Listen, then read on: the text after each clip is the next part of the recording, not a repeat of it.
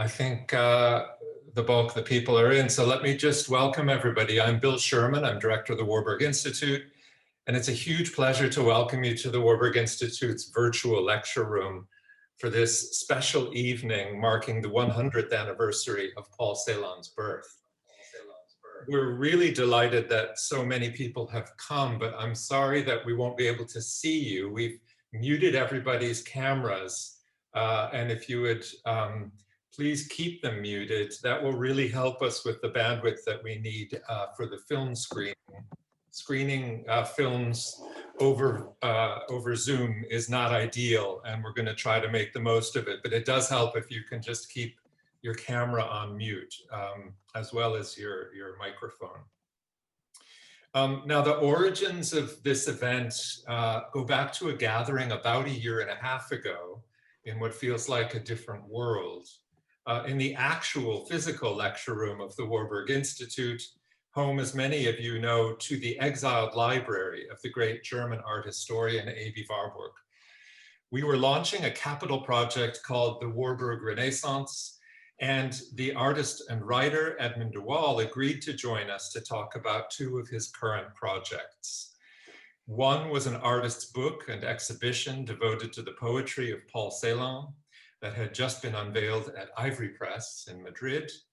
And the other was the so-called Library of Exile that would soon open at the Venice Biennale, providing both a monument to lost libraries and a living tabernacle for the works of exiled writers.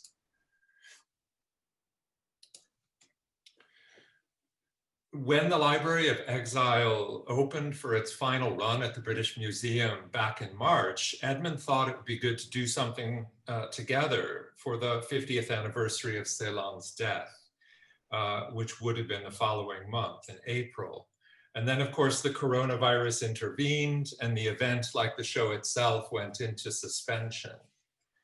So when it reopened after the long lockdown last month, we wondered again about a celebration of Celan and realized that it had to be today, even at short notice, the centenary of Celan's birth. Now, by waiting a few months, we added 50 years to our scope of celebration, and we've also added several people to a program that now consists of 2 conversations framed by 2 films. We've been joined, as you'll see, by the artist Idris, whose layerings of images, music, and texts have also drawn in recent years on the work of Paul Celan. And for help with Celan's fugitive words, we have Oxford professor of modern German literature, Leeder, an award-winning translator and one of our great interpreters of Rilke, Brecht, and others. Edmund and Idris will talk about the translation of Celan's poetry into other forms and media, and then I'll talk with Karen about Celan's own movements between languages. There can, after all, be few figures in the history of literature who have been marked more by translation, born as he was into a German-speaking city in Romania that became a Russian-speaking city in Ukraine, earning his living as he did as a translator of Romanian, Russian, English, and French before emerging as one of our great poets, and dying as he did in exile in Paris, where he settled after his parents were murdered in the concentration camps. Even his name was the product of translation, from the German spelling Antschel to the Romanian rendering Ansel, which he then anagrammed into the Celan by which we know him today. Now tonight, we'll be touching not just on words, but also on ink, porcelain, gold, glass, even apples, all seen through the lens of Celan. The best place to start is with Breath, Edmund's project for Ivory Press, one of the world's great institutions devoted to the making, collecting, and exhibiting of artists' books. And we're very lucky to have its founder, Elena Foster, with us tonight. And Elena has agreed to say a few words by way of introduction to the project before we show the beautiful film that she and Edmund made about it. Elena, if you would unmute. Yes, good. Over to you. Thank you. Thank you, Bill. I would like to join you in welcoming everyone to this evening's centenary anniversary celebration of Paul Celan. But in my case, I wish to celebrate too Edmund de Waal. There are many connections with the work of the poet Paul Celan and artist Edmund de Waal, although they are generations apart. And I have the privilege and the pleasure to work over the years with Edmund on a book called Breath that you said and you Bill in the introduction, and later in an exhibition, reading room. It was a long journey with a constant thread, with a continuous theme of the words of Paul Celan. And on the way with researchers, you remember, Edmund, the materiality of the book, the papers, the binding, the cover. At the end, you chose the most beautiful vellum that is different in each of the editions. But hidden in the spine, you have a magnificent idea, inspired, I guess, by Paul Celan, what you could not see, what nobody can see, where the text of the manuscripts from the Middle Ages hidden in the spine. These hidden memories are, for me, like the white spaces that interrupt the words of the poet, the silence and pauses of uncertainty. Also for me, memories and words are what make who we are, along with the breath in and out that you wrote in the book, Edmund, with the silence which find a visual resonance in the wide three-dimensional spaces of your work and your books. So both poets, both artists, Celan and de Waal, separately and together, invite us to take time, to savor, to pause, to reflect in these white voids. So I think it's now time to watch the video of Edmund that we did at Ivory Press, and to share a glimpse into Edmund de Waal creative process and the relationship with Celan. Excellent. Thank you so much, Elena. Yes, indeed. Let's turn ourselves now to this wonderful film.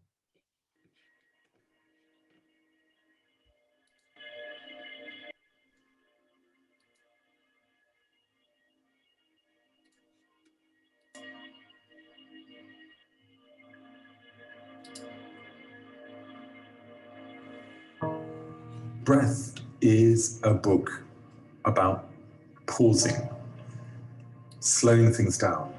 It's a book that takes the extraordinary, powerful poetry of Paul Celan, and I want to construct a book where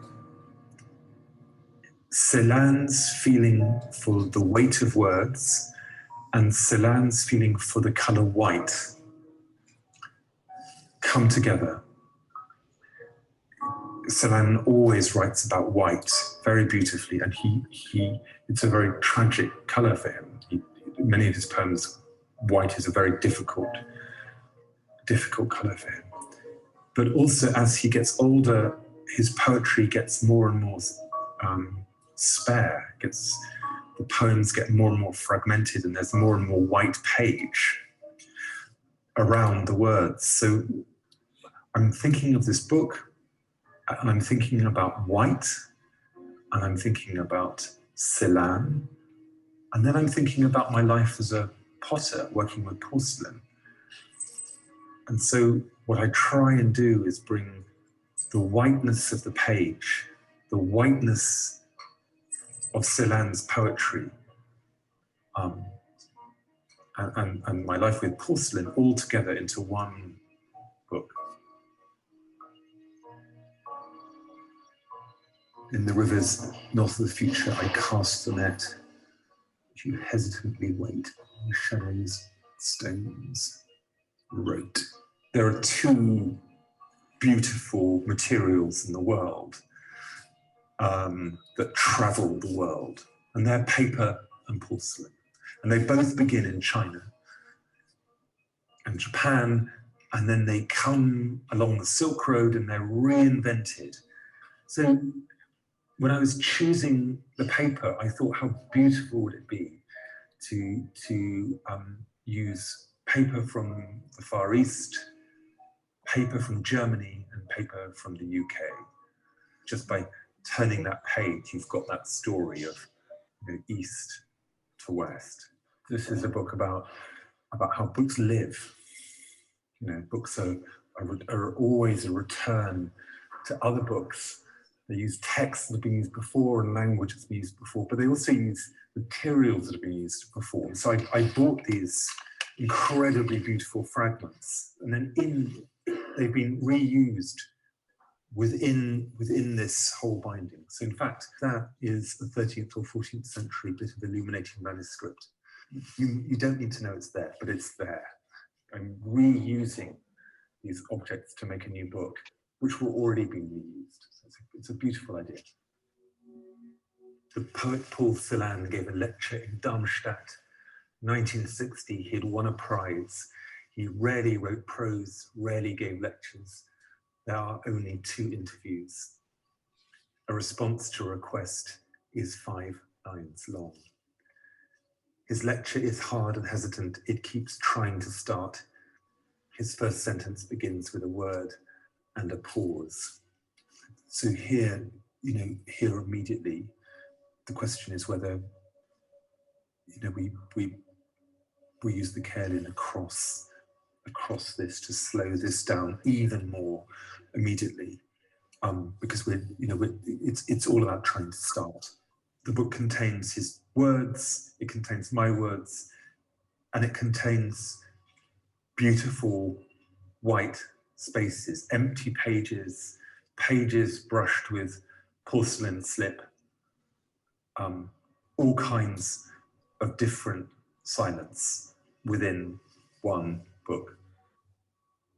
In the book, I really wanted to have Celan's poems both in German and in English, so that you had these 2 languages talking. So that's part of the sense of one language on top of another, or next to it. And then to deepen that feeling, I've chosen to use porcelain slip, liquid porcelain, and to brush it over certain passages of Celan's poems and then rewrite them on top, or scratch out his poems, write them in pencil, put porcelain slip across the top. I think I just want across both, both the German and the English. Yeah, that's it, beautiful. And then here, just over the doubleness there. Yeah, that's excellent, thank you.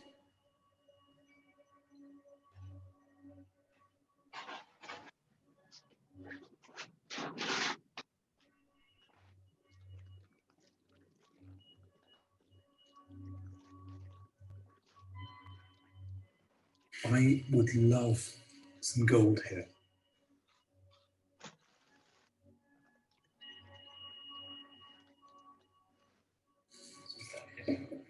That's beautiful, absolutely beautiful. So that gives the aura to the words. Hourglass deep in peony shadow buried, and thinking comes down Pentecostally. Fine inheritance. It's beautiful, isn't it? It's beautiful. Perfect. Yeah. So what I'm doing in all that is layering. I'm layering one language on top of another, one translation on top of another, one material on top of the language, and revealing it again. So what I'm doing is actually making a palimpsest. Why am I doing that? I'm doing that because that's what poetry does. Fantastic. Thank you very much for that lovely film. And I am going to now, with that mention of palimpsest, bring in Idris and Edmund himself. And I think you should both be here. And I'm also going to show some images that Idris has shared with me so that we've got these. But over to you two.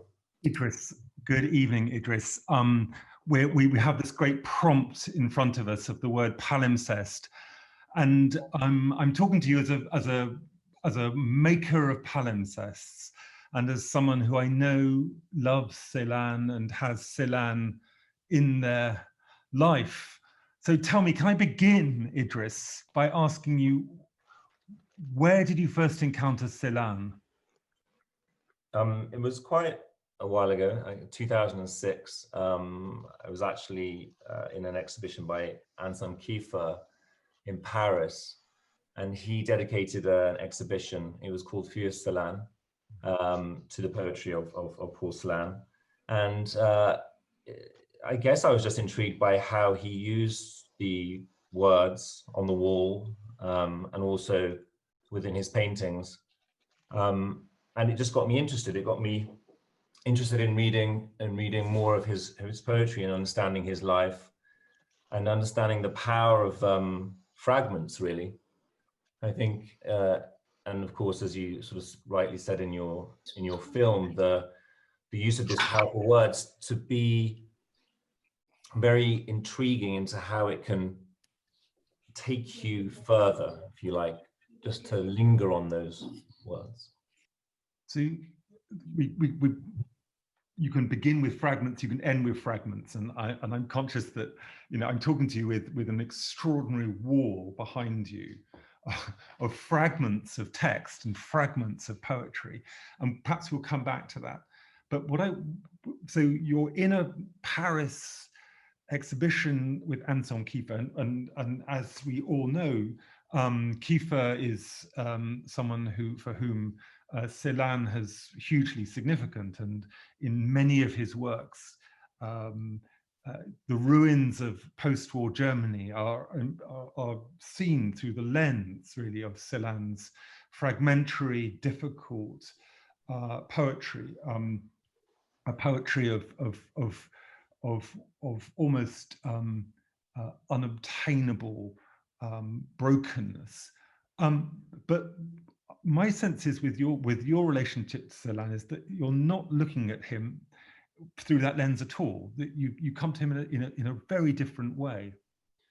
Yeah, I think that I think you can't help when you read Celan to think about the darkness of that he's trying to paint and the witnessing of these horrors in some way. But as you rightly said in the film as well, is that there's a whiteness, there's a sort of hope somehow. And a lot of things, what I do is I try to sort of eradicate the language in some way. And I think if you think about what he did was almost take something that to make it almost unreadable somehow, to almost rewrite German, if you like. I can't read German, I can't speak German, but in the way that he paints those words somehow to make you trying to look deeper or look further into that actual word. And when I take language, if you can see the image in front of you, which is Freud's uncanny, I layer it to try and get a deeper meaning, a deeper sense of the book, almost seeing every page in one instance, the power of the palimpsest, if you like. There is no beginning, there is no end. It's a journey and it's a return to something. If you could go to the next image, you can sort of see a detail, please, Bill, of that. And maybe just back one, just like this, not exactly a sharp image, but you can just see that the language has been eradicated. And I think I love what you did in the book, because you're almost rewriting something, almost sort of recycling language in some way by eradicating a sentence and then writing something on top of it. You're actually, it's to do with memory, but it's also to do with the trace of the words before. And that's what I think I do in my work. It's the application of a word, then the eradication of that word, and then reading the end of the sentence or the start of the sentence to see that fragment. If you go to the next slide, Bill, as well. So one of the things that happens there is that you're saying that in some ways it's absolute, that there's a different kind of legibility around a text, or indeed a score, because you often work with music, and that actually you don't need to be able to sort of comprehend in the reading of a text word by word by word. You can actually understand it as a whole experiential process. Yeah, it becomes a sort of totality in some way, I think. I mean, this is every page of Beethoven's sonatas, and it's called Struggling to Hear. And of course, what I was trying to do there was try and go back to a point in time where perhaps you could imagine Beethoven at the piano struggling to hear the notes that he was playing. So I wanted to make an image that was very, very dark. You couldn't quite see the notes, so that you have to go closer to the image to try and see or read any of the notes that, but of course there are these little things that pop out and jump out, notes that you can read.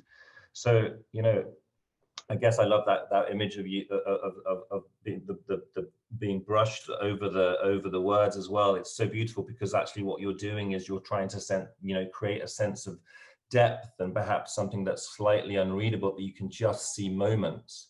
If you go to the next slide, Bill.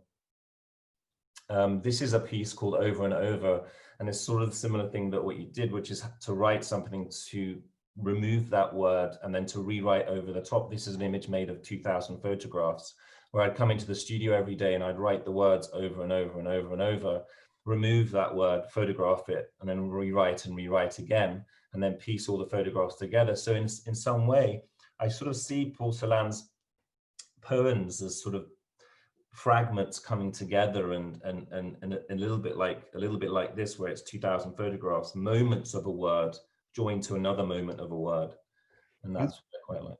It's very interesting, because actually, when you look at Celan's manuscripts, they are, I mean, they're extraordinarily painful, because, well, I mean, here we go. I don't know if anyone can see that. This is the Meridian, the draft of his lecture that he gave exactly 60 years ago, and 60 years and 1 month ago. And actually, this whole book is an endless, iterative, perhaps my favorite word, and I suspect yours, iterative attempt to actually start. And he keeps getting snagged. He keeps getting snagged by hearing quotations, sensing his audience and not being able to respond. He can't breathe. He's looking for this ability to fully inhabit speaking, but he knows that he can't fully inhabit speaking, because speaking lucidly, cogently, is an untrue act for him. So what he does is to return and return and return. And so I have this lovely, just thinking about this, if you going back into the studio, you know, that feels to me Darmstadty, if I'm allowed to use that in that kind of sense. But keep going, keep going. No, but it came about that series of the journey to the studio, coming into the studio, and then rewriting on the chalkboard. That's what I was writing on chalkboard, and chalk's got that lovely way of, as you remove it, it leaves the trace of the word behind. So that's that sort of almost smokiness about the chalk that's left behind, and that gave me also the sort of translucence as well, to see that passage of time, or time unfolding in front of your eyes, actually, when you're looking at the picture. And then obviously using the words over and over, that becomes a repetition in itself as well. If you go to the next slide, Bill, as well, if you don't mind. And this is the actual painting. It's called Other People, which was made for a show in Berlin in 2016, inspired by the words of Paul Celan. The whole show was sort of, but again, back to sort of what you were saying, which was this idea of heaviness, or of darkness, and of course lightness. So I wanted to make a work that was as black as I could possibly get it, if you like, when you're falling into the glass. It's a painting on glass where I've used stamps to build up the layers of words. And as you layer on the 3 sheets of glass, you you get this more intense black, essentially. So it becomes something like you're sort of falling in some way, falling into a vision. And I guess in some way I think about Paul Celan's work like that as well. It's like he was obviously very visionary in the way he wrote, but also there was a witness or a memory or a trace that he wanted to convey. And in some way, maybe this can do that with the layers of the glass. You're sort of layering, you're making additions, but also you're separating, you're opening up in between. So there's spaces in between. What I find very moving there, a couple of things, Idris. One is actually the word witness, and so, you know, language as witness is very powerful. With Celan, you know, his struggle with German, and in fact his endless conversation with translation, of trying things out in different languages, but within German of compounding, of bringing together words which shouldn't be brought together. You know, Leitduress, Lichtzwang, Atemwende, breath turn. He makes new words by bringing them together, by layering them. In fact, what he's doing is to say that one word has to have another word sort of almost like an aura, has to have hovering over it or below it. And so when I saw these works a few years ago, just didn't see the exhibition, but saw these words, I thought, damn it, yes. You know, that's it. One thing, not sort of conjoined, but one thing near and on top, near each other. Yeah, and that's what's interesting, is that the space in between creates the layer rather than the layering on one surface, if you like. So actually the words, when they join, where they're joining somehow, that separation creates the addition, which I find interesting. And if you just go to the next slide, perhaps, Bill, as well, just to look at that sort of idea that's the end of the sentences as well. So I made the radial formation so you could see those fragments. So there was a way, and I find maybe that's in some way that's kind of interesting, the way that you look at Celan's, is that he always finds a way to really capture you by not, in a sense, not joining words, but having those fragments meet somewhere. And, you know, for these works, I gave the end of the sentence. You can read the end of the sentence and you can read the start of the sentence, but you can't read what's in the center. So what's lovely is that you're sort of falling into this void somehow, but there's a way in, and you can bring your own baggage to that, whatever that is. And I think maybe that's poetry in general. You know, you're bringing something to it, even when you're sort of looking at it. But, you know, I think it's also interesting because his, you know, you can think of poetry as being centrifugal or centripetal, and there are some poets whose energy takes you, is disparaction, it breaks things open on a page, and which is often quite painful. That's what he does, and so this energy, this opening up, radial energy, seems to me very true. We have precisely 5 minutes. Yeah. Go to the next slide. Next slides, but we have a translation, palimpsest, choreography. Okay, we talk about this one, and then I want to talk to you about dance. Okay. Oh, this one. Sorry, I mean, I just wanted to show another one in the show. So it was a whiteness. So as you were explaining whiteness in the book, it's quite nice to show this one, because obviously when you make something white, what you're dealing with is actually the shadows, which creates depth. And of course, you know, Celan wrote so many times about shadows. Yeah. And I thought that actually, you know, the shadow on the wall of this image is kind of interesting on the right-hand side. You can see that actually when you create a work with 3 layers, you're actually creating 6, which I love that. So it's opening up, but also closing. It's also his amazing poem, Heimkehr. Snowfall denser and denser, dove-coloured as yesterday, snowfall as even now you were sleeping, white stacked into distance, above it endless, the sleigh track of the lost. I mean, what, you know, come on, damn it. I mean, that is Heimkehr. I'm one of his most staggeringly painful poems about whiteness, and also about the white of his hair of his mother, that you'd never see. And this, for me, was absolutely this when I saw it. We have just if we can keep this image, but I need to talk to you in the 1 minute we have before we pass over to Karen Leeder and Bill Sherman. So an amazing line of Celan, which haunts me, is the dance of two words. And I kept thinking about the fact that you'd worked with the choreographer Wayne McGregor, and that quite a lot of your work seemed, as indeed I did, but quite a lot of your work seemed choreographic in the sense that you were asking people to move towards your work and to hear language as movement. So we have 1 minute for you to respond to that. I mean, just to briefly talk about it, it was a piece I made in Zurich with Wayne and Max Richter's rewriting of the Four Seasons. And yeah, I wanted to do that exact thing. I wanted to bring the dancers in the center or in the middle of language, essentially. So they were forming almost the musical notes in the layers. I had one huge drop at the front, which was all the Four Seasons layered. And then in the back, it was all the notes removed from the music. So then the dancers were formed in the middle. They were sort of dancing, I guess, in a way that constructed the notation rather than it being about the actual music notation itself. So they became the notes, if you like. Well, I have to say, Idris, I mean, we should have a lock-in. I mean, it's such a pleasure to be celebrating Celan with you tonight, and we end with another friend, Tastadine, at the end of the evening. But honestly, thank you, Idris. We're going to hand over, and we could have gone on for hours. You should have a lock-in. Bill.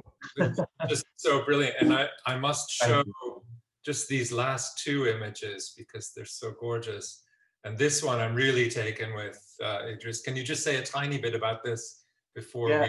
I mean, it's a painting on gesso, gesso ground. Gesso is so wonderful because it absorbs ink so well that it almost feels like it's very much part of the material. It's a painting with blue and black ink. And of course, I'm writing all the time, and we didn't touch on what's behind me. But what actually is behind me is all my stamps that I use. I create the stamps in the studio and that's how I make the paintings. You can just sort of see a little bit ones. You'll see the text there. So that's a residue of the blue painting on the surface of the stamps. I have over 100,000 of these now. So one day, hopefully, they'll be presented somehow. So yeah, it was great. We can talk about obsession on another occasion. Thanks, Edmund. It was absolutely brilliant, guys. Thank you so much. I'm going to actually move to Karen. And Edmund, it feels cruel to take you out of the spotlight. You'll remain in it, of course. Karen, welcome to the screen. You and I talked a little bit earlier about actually focusing in on a poem by Celan so that we could really focus on some words. And so I'm going to share my screen and hopefully not have the trouble I had earlier. And here we are. And so, Karen, do you want to read? We thought it was important in particular to have this first in German and then to have it in various Englishes. But if you would start us off in German, that would be brilliant. Of course. So this is also from Atemwende, Breath Turn of 1967. Weggebeizt vom Strahlenwind deiner Sprache, das bunte Gerede des Anerlebten, das hundertzüngige Mein-Gedicht, das Genicht. Ausgewirbelt, frei, der Weg durch den menschengestaltigen Schnee, den Büßerschnee, zu den gastlichen Gletscherstuben und Tischen. Tief in der Zeitenschrunde, beim Wabeneis wartet ein Atemkristall, dein unumstößliches Zeugnis. Brilliant, thank you so much. And I think you were going to do Michael Hamburger's classic rendition from '88. Yes, this is the one I grew up with. Yeah. etched away from the ray-shot wind of your language, the garish talk of rubbed off experience, the 100-tongued pseudo-poem, the Noem. World clear, free, your way through the human-shaped snow, the penitent snow, to the hospitable glacier rooms and tables, deep in time's crevasse, by the alveolate ice waits a crystal of breath, your irreversible witness. Fantastic. And I was just going to take over and do at least parts of the next two. I think we should do all of them actually, because they build on each other as a kind of palimpsest or journey, word journey, which is also so close to Celan. So you can track the impact and evolution of these different versions. But John Felstiner from the Norton bilingual edition of 2000, etched away by the radiant wind of your speech, the motley gossip of pseudo-experience, the 100-tongued my poem, the lie noem, whirlwinded, free, a path through human-shaped snow, through penitent cowl ice, to the glacier's welcoming chambers and tables. Deep in the time crevasse, by honeycomb ice, there waits a breath crystal, your unannullable witness. And finally, Pierre Joris, 2014, the indispensable, massive anthology of late poems called Breath Turn into Timestead, eroded by the beam wind of your speech, the gaudy chatter of the pseudo-experienced, the 100-tongued perjury poem, the Noem, evorsioned, free, the path through the men-shaped snow, the penitent snow, to the hospitable glacier parlors and tables. Deep in the time crevasse, in the honeycomb ice, waits a breath crystal, your unalterable testimony.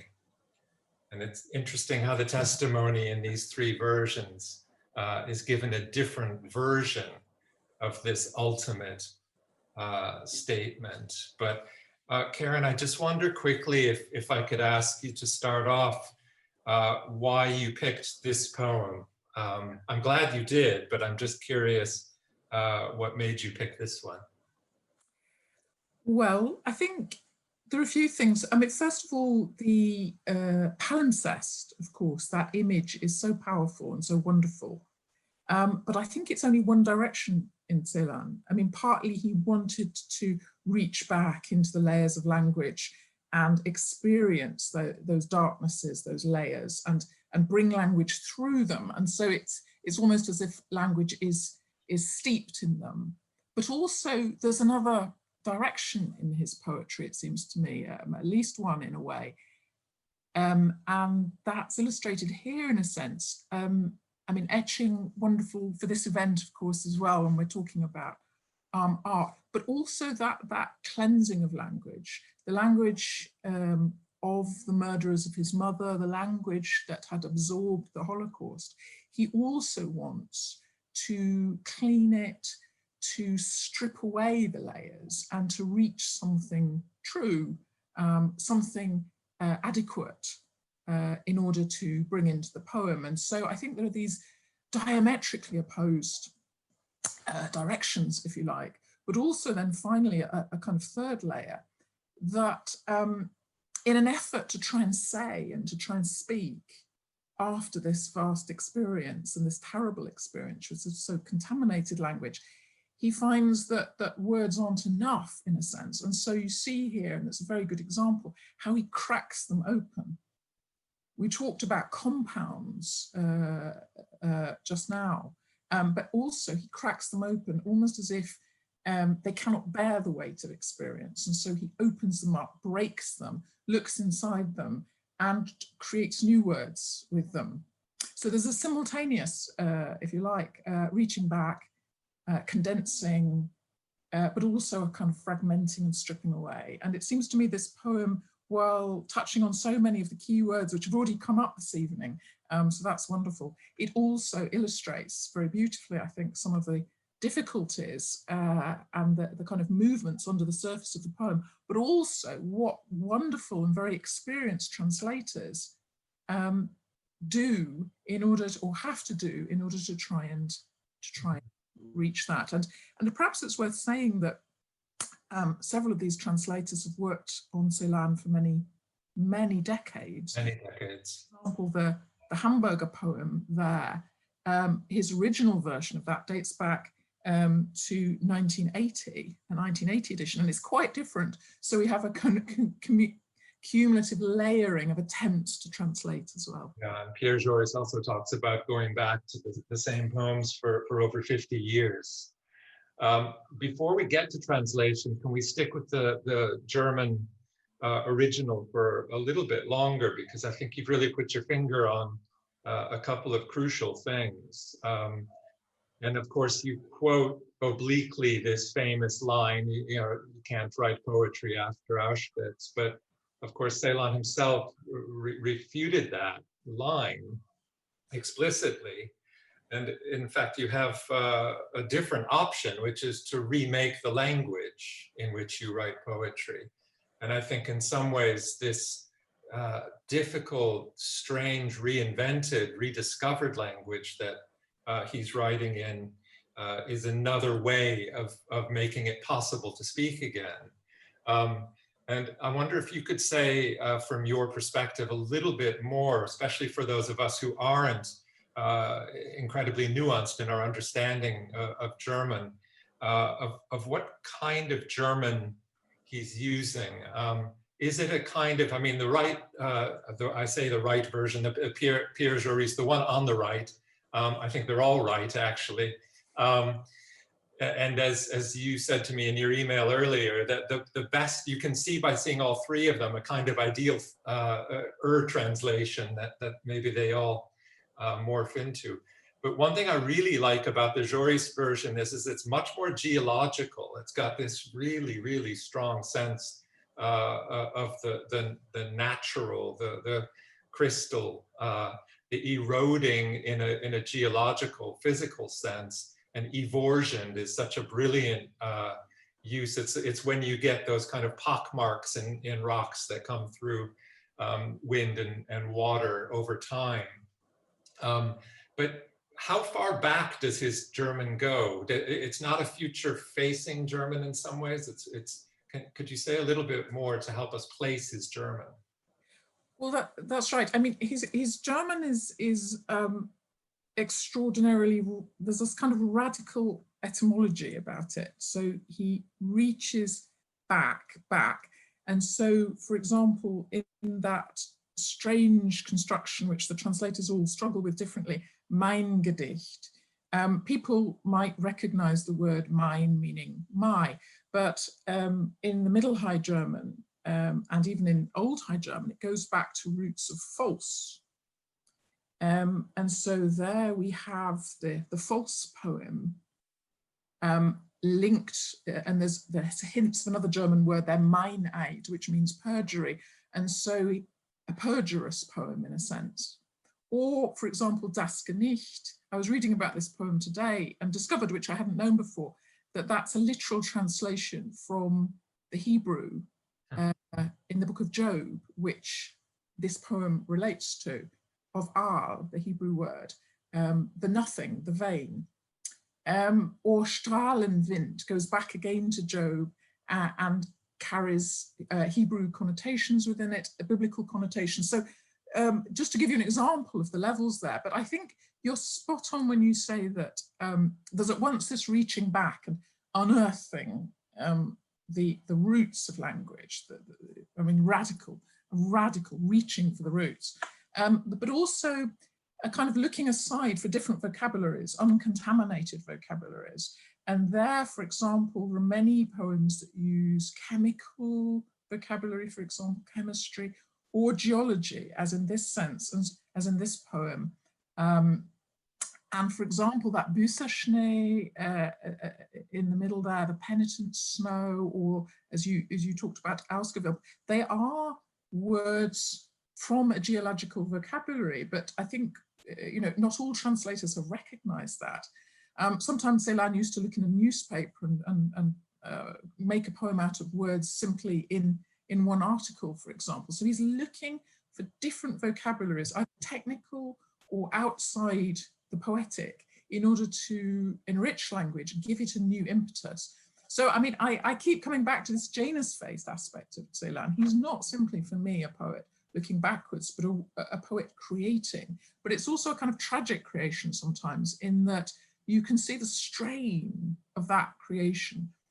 Not all the words put together sit happily. It's very difficult to know sometimes when he jams words together, telescopes them together, how they sit grammatically together. And yes, so exactly. Certainly. Exactly. The Michael Hamburger introduction to his translation of the poems, I was looking at it again, and the first sentence says, Paul Celan's work confronts us with difficulty and paradox. You've just invoked, in a way, both of those ideas. And what's interesting is he uses exactly that phrase 3 times on the first page alone: difficulty and paradox. And it's what we're confronting in the work, but it's also what presumably he's trying to articulate. He has confronted in his long, repeated attempts to wrestle it into an English for his own displaced English literary community. And I wonder if you could say a little bit about what is so hard about translating Celan. And of course, translation is always hard, but what are the real difficulties that people have had to confront? You've already talked a little bit about it, but I wonder if you could say more. Yes, well, I think I've often been asked to translate Celan, and I've always said no, and there are reasons for that. I find, I think there are 2 important things that haven't come up yet, in a sense. One is this grammatical indeterminacy. So you're never quite sure. For example, even in that first word, Weggebeizt, it contains the word Weg, for example, away. And there is an ancient meaning of this, Beitzen, which goes back to finding a way, which is quite interesting there. So what is the weight of the different parts in there? How do they link together? What is their grammatical relationship, which is often quite unstable and pointing in different directions? But also for me, and this is one of the things that I find some of the translations here, and again, this is a good reason to look at them, do better than others, that for me, it's not only about difficulty and paradox. Actually, there's a real music to Celan, even in extremists like this, as the white sort of closes around and the language becomes more and more fragile and breaks away. There is rhythm. There are extraordinary assonances. It just struck me while reading this Waben als wartet, ein Atemkristall. And so that birth of the breath crystal comes out of a kind of repetition of sound, is born from it. It's not quite like Dylan Thomas, but you do get that that strong sense through rhythm, or Hopkins, in English. And it's interesting because it's so compacted and so elliptical in a way, and yet it's incredibly repetitious. And I think one of the things that I was picking up on, and you picked up on earlier as well, is the fact that a number of words appear over and over and over: shadow, snow, even breath, which we see here. And so that is one of the things, I think, where Michael Hamburger has said as a translator, actually, he doesn't really want to bother with long explanations or long glosses, and he doesn't gloss the poems, unlike Joris, who does it a lot. He really wants them to wash over and to be experienced as a whole, and he says that some sense will come from that. But I cut you off, I'm sorry. No, what you say makes absolute sense to me, and and as part of my hesitancy, really, because it seems to me that you can go deep, deep, deep into every word, and you can look at all the nuances and the background and the shadow, I mean, the shadows of words. But then at a certain point, you can miss the event of the poem because you're so caught up in the words. And it seems to me to allow the poem to breathe and be a poem, not just a sort of accumulation of a kind of learning and digging, is so important and is so hard. And I'm not sure all the wonderful translators of Celan get it right all the time. I haven't joined them.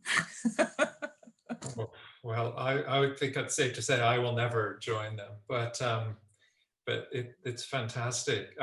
Just one last question before we actually open up for a little bit of discussion from our many people in the audience. We do have a bit of time before we switch over to Tacitus film.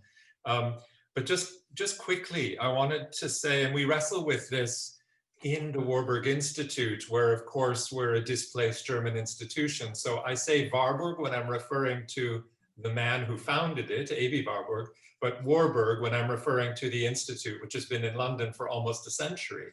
And we have a kind of bilingual existence here, or multilingual existence. More than half of the books in our library are not in English, for instance. But this question of the bilingual is a really interesting one. And Celan was sent a questionnaire. It's one of the shortest passages in his very short collected prose, a massive collection of poetry, but a tiny volume of prose. And it was a questionnaire that a bookstore sent to him in 1961. And it was asking about the problem of the bilingual. And he said in his response, "You put your question succinctly, so allow me to be as succinct in my answer. I do not believe there is such a thing as bilingual poetry." That's it. So what do you think he meant by that? What does the bilingual mean? And you yourself, I'm assuming, work in around the bilingual. So what do you think he was getting at there? I think that, I mean, he had this word, eingedenk, mindful of, and that whenever you say a word in a particular language, it's mindful of, it contains within it everything that's gone before, in a sense. It remembers it, it bears witness to it.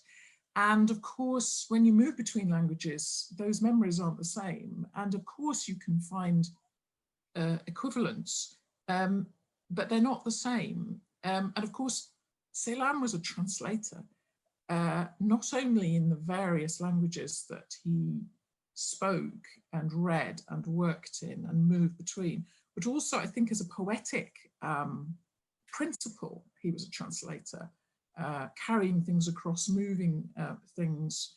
And although he didn't have a lot of prose, he had a huge amount of correspondence, which again speaks to that, about moving between. And so for me, it's always about a traffic between things, never in a sense. Bilingual sounds so static to me, but it's in the traffic, and it's in the different shifting between the different levels and the different memories. That's a beautiful answer, and it actually picks up exactly on the passage of Meridian of this acceptance speech for his prize in 1960 that I wanted to just read, and it's maybe a good final point. It's very much to the point of what you're just saying. He says, "Is it on such paths that poems take us when we think of them? And are these paths only detours from you to you? But they are, among how many others, the paths on which language becomes voice. They are encounters, paths from a voice to a listening you, natural paths, outlines for existence perhaps, for projecting ourselves into the search for ourselves, a kind of homecoming." Really brilliant. So on that note, I'm going to stop sharing the screen and see if it's possible, if people have some questions that they might want to pose. I will add a spotlight back for Edmund and for Idris. And let's see if there are any questions. We have the chat box open if you want to ask. We've got just about 5 to 10 minutes, so not a lot of time. And also, if possible, if you would like, you can always find the raise hand button. So over under participants, you should be given the ability to raise hand, and that will bring you to the surface at the top of the list. Is there any? Idris or Edmund, did you want to come back on any of the points that came up in our conversation in the meantime? I'm just overwhelmed. I mean, overwhelmed. I love your point, Karen, that you made so strongly about the washing of language as well. About, you know, he talks about the washing of the world, and so the idea of somehow managing to cleanse language seems to me hugely significant as well. So I don't just think of him as the person who can only breaks things apart, but washing language strikes me as a wonderful thing to bring out. Well, I was very struck when you painted the wash also over the words. Yes. Something very tender about that, and very beautiful as well. It reminded me of that very strongly. Well, the wonderful poem, once I heard him, he was washing the world, unseen, night-long, real, one and infinite, annihilated, light was salvation, Rettung. I mean, it's one of the poems. I have to say, this horrible year, that's been the poem I've been carrying. You know, we've all been carrying poems with us. Yeah. Anyway, enough. Sorry. No, I just wanted to jump in because there was a question from Christopher Johnson in the chat about the sequentiality of Celan's later poems and how the sequentiality of the later poems, beginning with Breath Turn, affects translations into other languages or into other media. That sequentiality, how does that affect these translations of both kinds? And I'd be happy for anyone to jump in. It's a Karen answer. Well, I was just thinking of when Edmund was talking about constantly trying to start, and there is something about the series that gets so knotted and constantly calling back to one another that feels very much that a kind of stuttering into the void. But also there's a real problem, I think. Translators, if they are working with them, tend to try and understand one poem by looking at another. If you look at what one word means in a poem, and which is even worse, which, you know, gets them caught up in the same problem, because of course the words can change. But it seems to me that's also an artistic question. I mean, you're sitting in front, Idris, of all these. There is a sequentiality about what you do, is there not?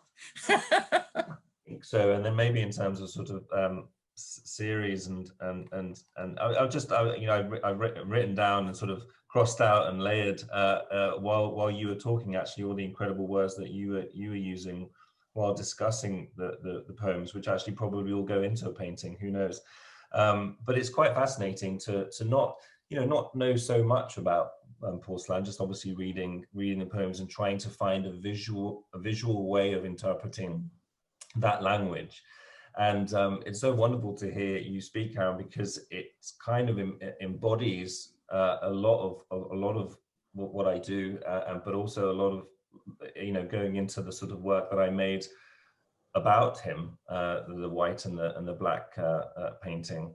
And you know, just the mindfulness and the layering and the memory and trying to capture those memories. And I suppose that we, in some way, with this sort of sequential idea of memories as well, is quite poignant and fascinating, I think, you know, and the way that we think differently about memories as well, you know, in different languages, which I thought was so lovely to hear. Fantastic. Can I jump in with one more question? It seems like a very good one. For Edmund's project in particular, really going all the way back to where we started. Somebody has asked, how do you translate silence or white moments? That's one for you, Edmund, if it's one for anyone. Christ knows. I mean, really, you know, it's that. How do you make that space in which poiesis can happen? That's what Celan asks.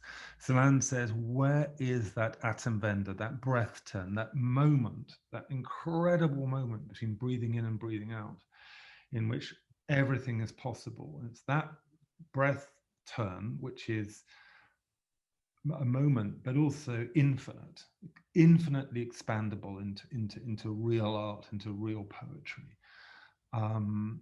That is the challenge, that you wake up in the middle of the night and you go to work and you start again. So I genuinely don't know. But what Karen says is right about poetry, that poetry isn't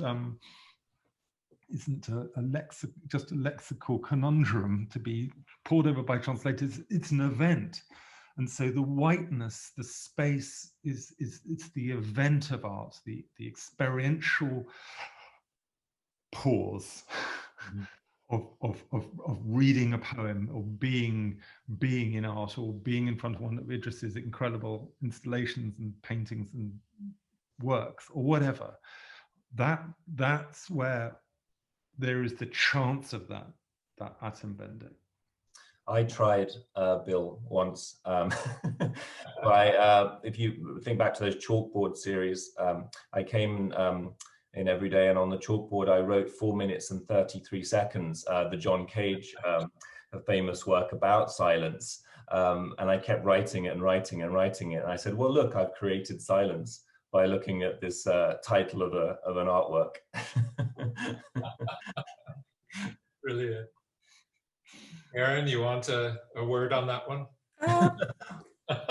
Well, I think that everyone has been so eloquent already, but what struck me out of that was the hospitality of that silence, and of the works we've seen by Idris and Edmund, because Celan, you know, didn't want to be hermetic. He wanted to reach an addressee. He wanted to conjure an addressee, various, you know, a future heartland. He wanted to reach, you know, this famous image of a message in a bottle.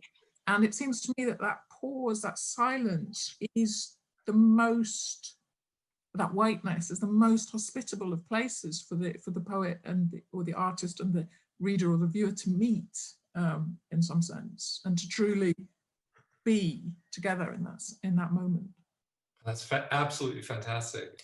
I just quickly want to thank everybody for joining us, especially everybody in the audience who we didn't get to see. If you want to keep in touch, please join our Friends program. We have a free Friends program with a newsletter. It's easy to find on the Warburg newsletter, on the Warburg website. But I really must thank Edmund and Idris and Karen and Elena for their contributions. Really brilliant. I can't think of a better way to bring in the 2nd century of Celan.